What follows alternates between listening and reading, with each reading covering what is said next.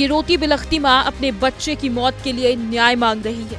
तड़प तड़प कर बस यही चीख रही है कि वापस आ जा बेटा, तुझसे पैसे नहीं मांगूंगी। ये वो माँ है जिसने अपने बच्चे को खो दिया है। मामला उत्तर प्रदेश के मुरादाबाद से सामने आया है। थाना मझौला इलाके के जयंतीपुर में शाहरुख नाम के युवक की हत्या कर दी गई। पुलिस के मुताबिक शाहरुख की बहन की मोहब्बत में दीवाने हुए युवक ने शाहरुख को मौत के घाट उतार दिया। कहा यह भी जा रहा है कि उसने अकेले नहीं बल्कि एक नाबालिग को उकसाकर शाहरुख की हत्या करवाई है। जानकारी के मुताबिक शाहरुख की बहन का गुलरेज उर्फ राजा के साथ पिछले 2 साल से अफेयर चल रहा था, जिसकी जानकारी शाहरुख को हो गई। उसके बाद उसने बहन पर नजर रखना शुरू कर दिया, जिससे गुलरेज उसकी बहन से मुलाकात नहीं कर पा रहा था। बस इसी बात से गुलरेज भड़क उठा और शाहरुख को रास्ते से हटाने का मन बना लिया। शाहरुख की हत्या के लिए गुलरेज ने ऐसे नाबालिग को तैयार किया जिसके पिता और शाहरुख के बीच हाल ही में झगड़ा हुआ था।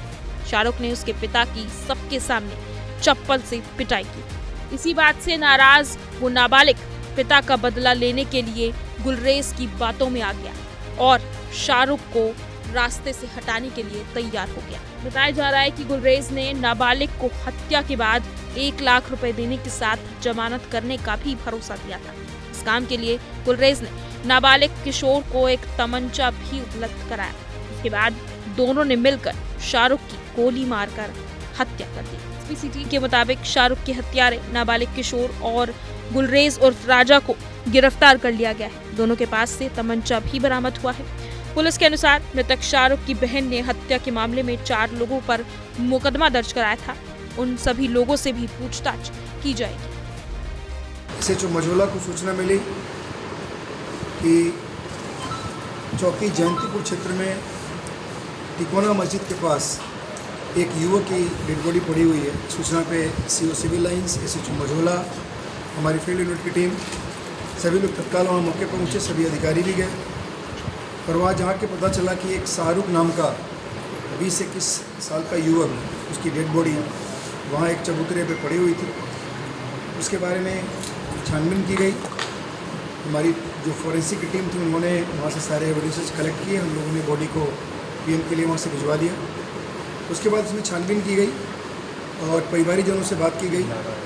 जो मृतक शाहरुख था उसकी बहन के द्वारा एक तहरीर दी गई। उस पर हम लोगों ने अभियोग पंजीकृत किया जिसमें 4 लोग नामजद किए गए थे। उसके बाद हम लोगों ने उसकी गहराई से छानबीन की और बाकी कुछ इन्फॉर्मर्स भी हम लोगों को काफ़ी सूचनाएं हम लोगों को दिया। उसके आधार पे हम लोगों ने इसमें 2 व्यक्ति, एक बाल अपचारी है और दूसरे का नाम राजा है, जिसको हम लोगों ने हिरासत में लिया। इससे सघनता से पूछताछ की गई। इन दोनों ने इस घटना को करना कबूल किया। इसमें बेसिकली जो राजा है उसका जो मृतक की सिस्टर है, यानी जो इस मुकदमे जो एफआईआर की गई थी उसमें वादिया है, उसके साथ उसके अवैध संबंध थे और शाहरुख उसका भाई उस संबंध के बीच में रास्ते में एक तरह से बाधा बन रहा था। तो उस शाहरुख को ख़त्म करने के लिए इसने प्लान किया और ये राजा बेसिकली जो बाल अपचारी है उसके पिताजी के साथ मृतक की मारपीट हुई थी 10-15 दिन पहले, जिसमें मृतक ने उस बाल अपचारी के पिताजी को चप्पल से उसकी पिटाई कर दी थी किसी बात को लेकर। तो उसका उस बाल अपचारी के मन में ये था कि इसने हमारे पिता की बेइज्जती करी है। तो ये जो राजा था इसने इस मौके का फ़ायदा उठाया और इसने अपना जो एक इसका प्लान था कि हमारे संबंधों के बीच में आ रहा है शाहरुख, उसको ख़त्म करें। और उसने देखा कि ये बाल अपचारी जो है वो बेसिकली अपने पिताजी के बेइज्जती से ज़्यादा परेशान है।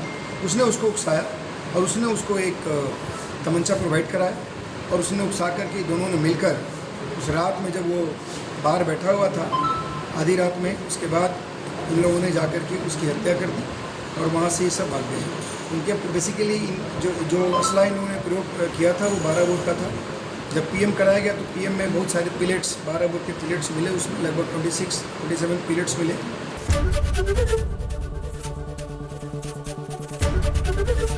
एबीपी गंगा, खबर आपकी, जुबान आपकी।